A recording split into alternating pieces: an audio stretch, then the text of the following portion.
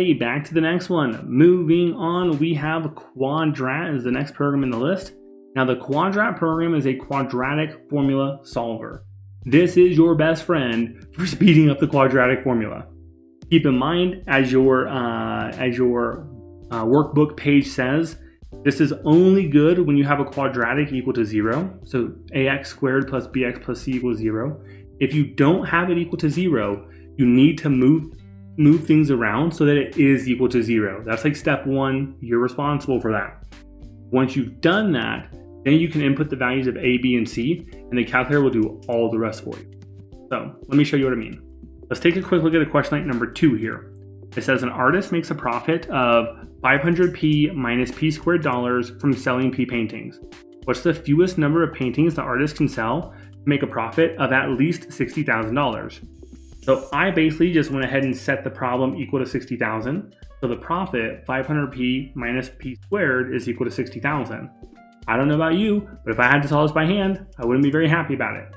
Instead, what I'm going to do is I'm going to add the p squared to both sides. I'm going to move that over to the right, and I'm going to subtract 500p to the right as well, so that I have 0 equals p squared minus 500p plus 60,000. You also could have moved the 60,000 over to the left. I just like my squared values to be positive, so I just moved it to the right. Once you get it equal to 0, though, you can go to your calculator and run your Quadrat program. And in this case, our a value is a 1, our b value is a negative 500, and our c value is a whopping 60,000. And all you have to do is put that in and press enter, and the calculator says, hey, say no more. The two answers are 300 and 200. So whichever one of those are present, which looks like letter choice A or letter choice H, that's the one that you're looking for. Super duper duper duper easy. Can really save you a ton of time on big calculations.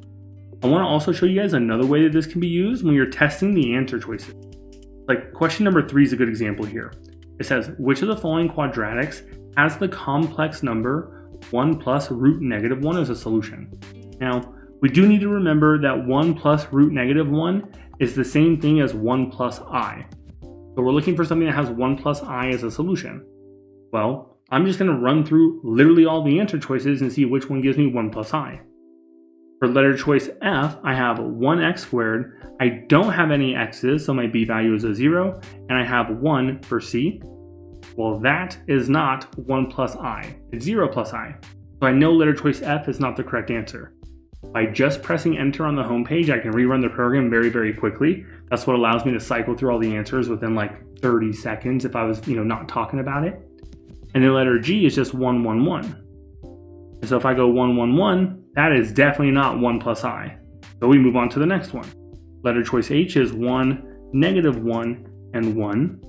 That is also not 1 plus I. Going on to letter choice J, this is 1, 2, and negative 2. And that is also not 1 plus I. So at this point, either I have done it wrong or the answer has to be letter choice K. Let's check. If I run the values of letter choice K through, we get 1, negative 2, and positive 2. And sure enough, there you have it, 1 plus I and 1 minus I. So that's the one that we're looking for. It's a very easy way to just cycle through answer choices, as well as just saving you time on the calculation. So yes, I'm sure you probably know the quadratic formula already, but if you don't have to do it, why would you? Hopefully you guys see that as being useful. Use your stinking programs. I made them for a reason. So use the programs, let them help you. But that's it for this one. So we'll see you guys in the next video.